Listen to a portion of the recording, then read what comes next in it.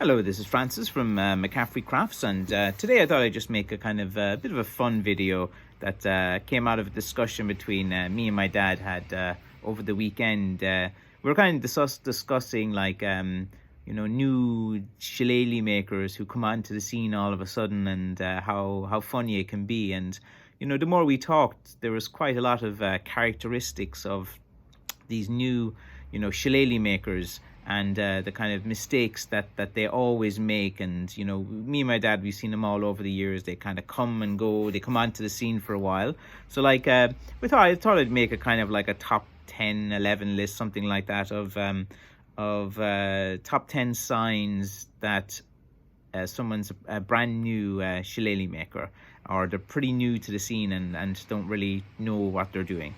So here are the top signs anyway, and I hope you enjoy. It's just more of a kind of fun type of video from a shillelagh maker. It's more for my dad's benefit and my benefit than I suppose the most. But anyway, here goes. The first sign someone's a new stick maker is they haven't got a clue on pricing. Like, seriously, they don't know how to price a Blackthorn Shillelagh. They've made a few shillelaghs. They put a price out there, goes, hey, €20, €30, you take €50.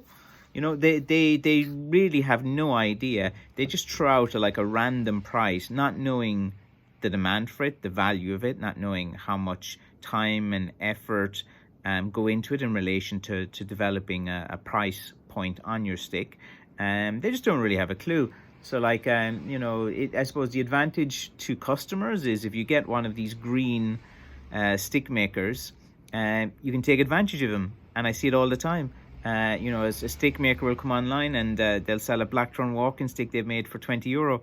If you manage to get one of those sticks, happy days. You've got a bargain from someone who hasn't got a clue, who's they've no education. Despite what they tell you, they don't have a clue on pricing. So usually for these new stick makers, they probably have to sell a bunch of sticks off for cheap first. They think they're a champion because they're selling Ferraris for $5. It's anyone can sell anything for cheap. That's the thing. It takes, you have to know the value of the product that you're doing, the market value of what people usually pay for it, and look at all the other points. So that's the main thing. They just haven't got a clue of pricing. It's always funny to see because I see it all the time in Facebook and places. They come out of nowhere, out of the woodwork, then they price something complete, I've seen this one new guy. He came out and he was looking for €25 for a Blackthorn. Everyone was snapping him up like crazy. He hadn't got a clue what he was doing. And then he raised it a bit, and I think he settled around the 50 mark an hour or something like that. But it's like the stock market. It's all supply and demand. If you see something on sale heavily discounted like that, people are going to jump all over it. If you know what you're doing, you can make more at it. So that's the first sign. Sorry. Second sign someone's new to this game is they haven't got a clue on shipping. They haven't got the foggiest how much it is going to cost to send this stick to Australia, to America, to Canada, to UK, any of these places. They haven't got a clue. They're like, okay, you want this stick? How much is shipping? I'll get back to you. Now, if you're asking about shipping and they haven't got a clue, they need to get back to you. They need to check several things. That's a sign this person's brand new to the business. Got to be careful with people that are brand new as well. They're not that reliable. There can be a number of issues with these kind of new guys who are just looking to make some illegal black market money and then can go into the shadows again. So you have to be very careful of them. But another sign is if they don't really know anything about shipping, they haven't got a clue what they're doing. They never used courier companies before. They don't know the measurements, the volumeric weight. I know the price of this stick to every country, probably just off the top of my head. I just know by looking at the size, the weight, the volumeric weighting. It's, it just comes with experience when you've sold thousands of sticks. Someone's selling their first handful of sticks. They haven't got a clue, so just be careful with them. A third reason that someone's new to this shillelagh making game is you ask for a receipt and they look at you. Oh, what's a receipt? Who in their right mind would buy something without getting a receipt. You know, you need to ensure your customer rights are adhered to. You need to have, you know, your evidence that, you know, you've paid this big money for a Blackthorn walking stick. You need to know that your consumer rights are protected. Like, you need to have a receipt, you know, like, you know, the person you're buying for should, you know, not be, you know, selling illegally. They should pay their taxes. They should be paying their, you know, all of what they do. Like, I'm a great believer that, you know, people who work hard and pay their taxes should be rewarded. And these scalpers that are trying to make a quick buck by not, you know, paying what they're supposed to pay, you know, are not beneficial to the developing this business at all. Like, so, you know, always get a receipt. You should, you know, you have to know a bit about them. Kind of following on from that, a fourth reason would be they're not a registered business. They don't give you a receipt because they have no company registered number. If you go to, in Ireland, if you go to this website, cro.ie, that stands for Company Registration Office.ie, you type in the name of a company, even my McCaffrey's Crafts or anything, you're going to get up the company details and the company's registration number, which shows you that they are a legal entity, they're a legal company, you know, they're all above board as well. You know, none of these guys have company registered number. Like, they say, oh, I'm the most renowned Blackthorn stick baker in Ireland, my family is renowned within Ireland and stuff. So renowned, we don't have a company, we've never have. We're just, you know, selling out the back of our car a few sticks each year and happy days. Like, so, you know, these kind of guys, you got to be careful with as well. Like, you know, they have no company information. You know, you don't have any rights with these guys if anything goes astray as well. Fifth reason that someone is new to this shillelagh making game is they have the most exaggerated backstory ever. They're like, I've been doing this since the beginning of time. My great grandfather was, you know, a wizard who, you know, used this magic stick to fly all over Ireland. You know, I know I'm just kind of going a bit over the top there, but like, some of the stories are just so fantastical. You know, our family is the most renowned in Ireland for this, so renowned, and no one in Ireland's ever heard of him. Like, you know, it's comical at this stage. Like, you know, I just, you know, I have to have a laugh. Like, you know, you see these guys with these exaggerated backstories, and, you know, there's a handful of people that buy into them, but most men know bullshit a mile away. And most guys who are buying Blackthorn walking sticks are not idiots. You know, they know their shit. Like, they know their stuff. They know what they're talking about, and they can see through these exaggerated backstories in seconds. Like, you know, it's the only reason they usually put up with them is that if it's a new stick maker who's selling a stick for €20 or something like that, someone who hasn't got a clue, to say, I'll just go along with this just to get the deal for myself. So yeah, exaggerated backstory, run for the hills. These guys are dodgy. You know, you don't want to get involved with someone who's trying to sell you magic beans. You know, like you know, you should have learned that as a growing up. If you don't know that at this stage in your life, there's no hope for you. Well, again, following on that, the sixth reason is they have the most elaborate story on the finish of the stick. I've put these magic crystals on the stick to make them black, and they're going to be amazing. And, you know, I've put 17 different layers of finish on this. You know, I've you know, got the you know, the hair of a virgin and wrapped it around and said some magic holy stuff on it. And look at it now. It's the most amazing finish ever. It glows in the dark. You know, when they start talking about the finish of the stick, look, what do I do to that stick? It's black finish. You know, you put on primer, you put on the black, maybe 2 coats, put on, you know, finish on top of that, 2-3 coats lightly. That's it. There's no magic story to how I finish a stick. It's just done the most practical way. You seal the stick, you prime it, put the paint on, put the finish. It's the same each time. There's no magic story or no exaggerated story to finishing a stick. That's about it. You just need the patience and light coats in between. That's about it. Don't put thick heavy coats on. That's the only thing. Okay, so running out of continuing on, the 7th reason that someone is brand new to stick making is they will run out of stock. They think they're mighty. They think they're champions. They've had, you know, they've a year ago they've cut 200-300 sticks. Woohoo! I'm loaded now, they think. But then They sell the sticks off for cheap. They haven't got a clue what they're doing. They, mess up with the shipping. They ends up costing them money. They have problems with customers when they're trying to, do the shipping as cheap as possible. And there's huge delays because they won't use a courier. They run out of stock.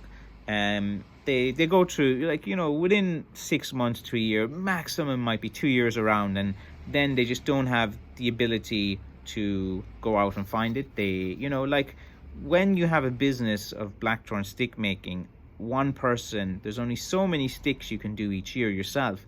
You need to source some sticks. You need to buy in maybe 30% of the sticks from other people who are cut for you. You need to find new locations as well. It's a continual process of trying to find sticks yourself, and then as you grow as a business, you need to get people who can cut sticks for you as well, because there's only so many hours in a day. You can't do everything, so that's another thing as well. Yeah, they run out of sticks pretty quickly. What are we on now? The eighth reason is they're terrible at customer service. They suck at it. They just, here, take the stick, buy it now. Then if someone says, well, what do I have a problem with this size, it just doesn't fit me well. It's not my fault. Sure, you know yourself. Go away. And they just don't know about how to treat the customer. As soon as they get your cash, they don't give a flute about you. They don't care about you. You'd want to avoid guys like that as well. As soon as they get your money, they sold the magic beans. They run for the hills. Customer service, what's that? They don't care. Once they got your money, there's no care or passion about the customer. They don't understand. Like, they're trying to get that one-time sale. They're not like customer service where if this customer's a good experience, they're going to tell their cousins, their aunts, their sisters, their brothers, their uncles. They don't understand that good customer service, even when something goes wrong, can generate more business for you through referrals. That's another sign these guys are brand new on the scene as well. Another one as well is they talk about, I'm the greatest stick maker, I've been doing this for years, but they don't have a website. They're not registered as a business. You go onto Google and say, right, this guy, Mr. Mickey McMurphy, renowned family stick maker. You go on to Google, you have a look. Nothing shows up. If you go and type Blackthorn Shillelagh maker, you're more than likely will come across me sooner or later. There's about 2 other guys you usually will come across. We're the guys that do this. We have a history. There's articles of me from 2012. I think was the earliest ones that I can kind of see that show up. But there's references to me throughout the years as well. They have no website for a reason, because they're not registered. Getting a website puts them out publicly, so they could get into trouble for selling illegally by advertising, by working when they shouldn't be working, so usually these guys, they don't have a website, they don't have web presence. They usually kind of operate in the shadows, like someplace like, the Facebook groups or different things like that.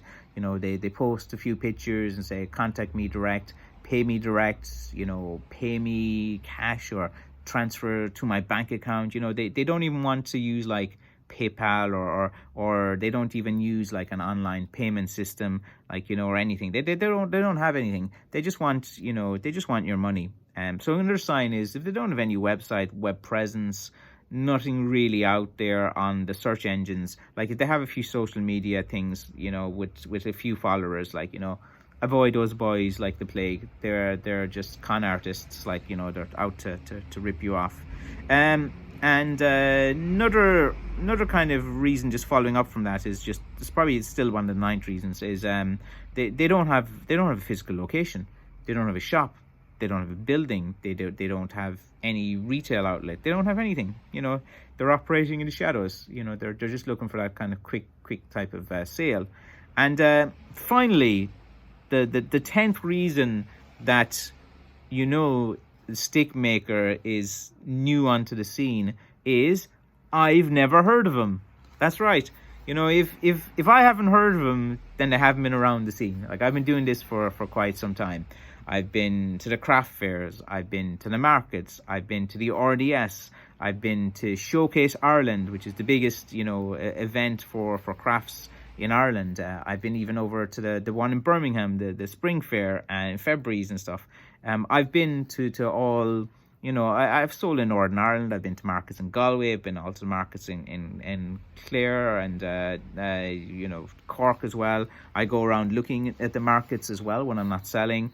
So you know, I've been to all the car booths and stuff. Like, I know the guys who are around. So you know, when one of these guys comes out of the shadows out of nowhere, I know they're brand new. They're saying, I've been doing this for years. Yeah, right. You know, it's all just them trying to get credibility so they can get your cash. So, you know, it's a bit of just a fun video, because me and my dad always joke about it when we see a new guy come on the scene, where he's like all these characteristics. They haven't got a clue. The exaggerated stories, the exaggerated stories on the finish is just one that always just makes me laugh. Like, you know, it's and look, it's for me, look, it's it can be boring painting a stick or bending a stick, so you need to take your enjoyment where you can, and I take enjoyment from just seeing these guys come and go. I know it's a bit annoying, like, for, you know, when you see them come and they take away some business from you because they're selling too cheap, or, you know, they're giving bad products. But at the end of the day, that doesn't really bother me. If I make a nice stick, it's going to sell. I don't have to worry about it. If I make a nice stick, it's going to sell always. It doesn't matter how much the competition is there. It's like, that's the way it should be. Like, everyone should be selling these things more or less the same. The customer has a look of all the sites to see in this particular week who's the nicest stick. The nicest sticks will always sell first. And then you just kind of look around, you see what sticks you like, and you know, the stick makers that you like, you have a connection with. You see my channel, you know, hopefully now, you know, as the longer these things go on, you can kind of have great trust in McCaffrey Crafts, because we do deliver, we do a good reputation, we have good reviews online. Well, when I say we, it's just more or less just me, and then, you know, my dad might do a few little bits and pieces for me, but it's more or less myself doing everything now during the pandemic. And anyway, look, I'm waffling on again. Thanks for watching the top 10 reasons or characteristics of a new guy. Thanks for watching. Bye bye.